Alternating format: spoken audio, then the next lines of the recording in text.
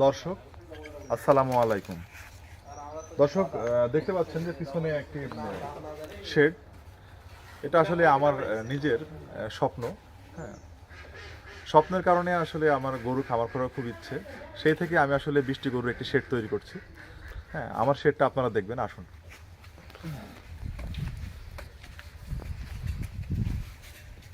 দর্শক দেখছেন আসলে এইটা হচ্ছে আমার সেই স্বপ্নের খামার।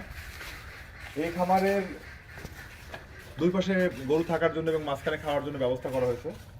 এদিকে আসলে দেখুন,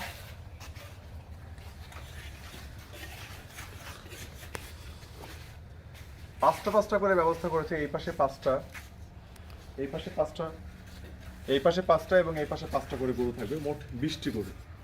মাঝখান দিয়ে যাওয়ার রাস্তা আছে, এই পাশ দিয়ে রাস্তা আছে, আর এইখানে গরু ওঠানোর জন্য আর কি জায়গা রাখা হয়েছে। এখানে একটা গেট হবে আর কি, এই পাশ দিয়ে গরু আসবে।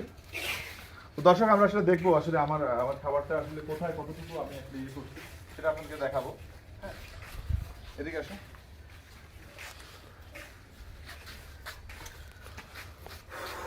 কাজ চলমান রয়েছে, এখনো কিছু হয়নি। উপরে আসলে এখনো টিন দেওয়া হয় নাই, সেটার ব্যবস্থা আসলে চলছে। হ্যাঁ, আর মিস্ত্রি অলরেডি কাজ করছে। তো আমি আসলে আমার জায়গা অনেক কম হওয়ার কারণে আমি এখান থেকে এখান পর্যন্ত গরু রাখার জন্য আমি আসলে 8.5 ফিট জায়গা রাখছি, 8.5 ফিট। আর এখানে একটা ড্রেন রাখি স্লোপ করে, এই পাশে একটা পুকুরের মতো আছে, পুষ্করণী। ওখানে আসলে সবকিছু আসলে ময়লা আবর্জনা নেমে যাবে আশা করছি। আর এইটা আসলে আমি 2.5 ফিট করছি, 2.5 ফিট। আর একটা গরুর জন্য আমি জায়গা রাখছি হচ্ছে প্রায়, একটা গরুর জন্য জায়গা রাখছি হচ্ছে 4 ফিট 3 ইঞ্চি। যা দুটা পার্ট করা হয়েছে, একটা হচ্ছে পানির জন্য আর একটা হচ্ছে খাবারের জন্য। প্রত্যেকটা গরুর জন্য এরকম একটা করে খাবার পাত্র আর একটা করে হচ্ছে পানির পাত্র। তো দর্শক এখানে হচ্ছে যাতায়াতের জন্য বেশ মোটা চওড়া জায়গা রাখছি আমি এখানে। এটা হচ্ছে 3 ফিট। চওড়া বলা যাবে না, তবে আমার মনে হচ্ছে চওড়াই, কারণ আমার জায়গা অনেক কম। হ্যাঁ, এটা হচ্ছে একদম কাটায় কাটায় 3 ফিট। আর এইখানে যে হাইটটা রাখছি সেটা হচ্ছে 3.5 ফিট, একটু কম, 3.5 ফিট হয়ে যাবে আর কি প্লাস্টার করার পর। 3.5 ফিট। আর এই পাশটা হচ্ছে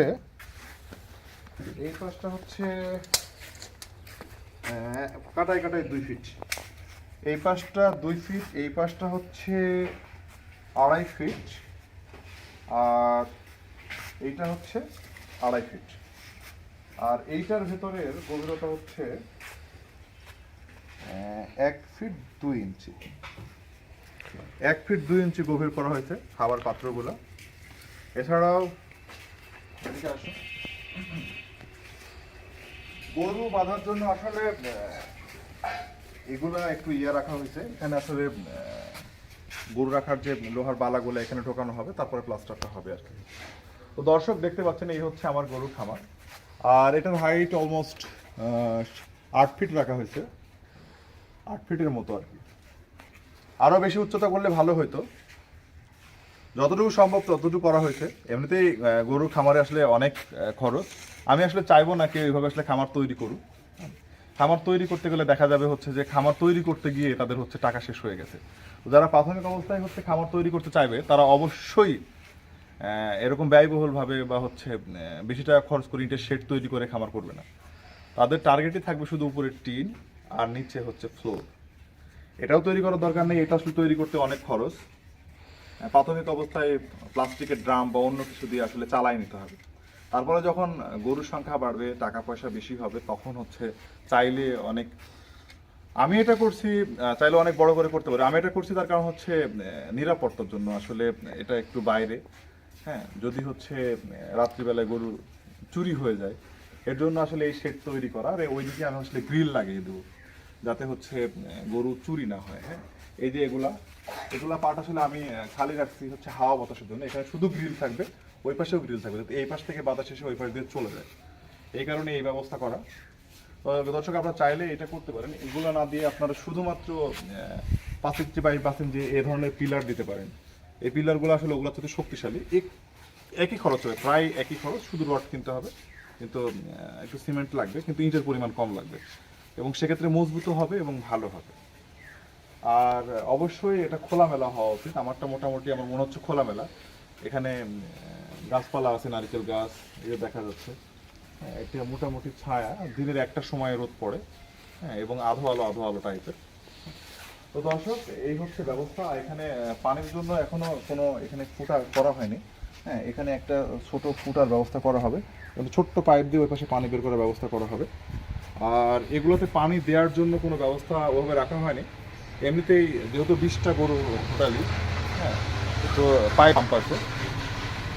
আর পরিষ্কার ব্যাপারটাও তাই, যেহেতু এটা সাবমার্সেবল পাম্প, স্ট্রং, হ্যাঁ, ওটা দিয়ে হয়তো পরিষ্কার করা হবে। আর এই ছিল দর্শক। আরও কাজ শেষ হলে, একদম সম্পূর্ণ কাজ শেষ হলে আরও একটা ভিডিও আপলোড দেবো এই খামার ইয়েতে। তো ধন্যবাদ সবাইকে ভিডিওটা দেখার জন্য। যারা খামার করতে চাচ্ছেন তারা অবশ্যই কম খরচে খামার করার চেষ্টা করবেন। ইট দিয়ে গেঁথে অর্থ ব্যয় করার জন্য আমি আসলে নিরুৎসাহিতই করতে চাই। তবে যদি গরু হারানোর ভয় থাকে সেক্ষেত্রে একটু মজবুত করতে হবে আর কি। ধন্যবাদ সবাইকে, আসসালামু আলাইকুম।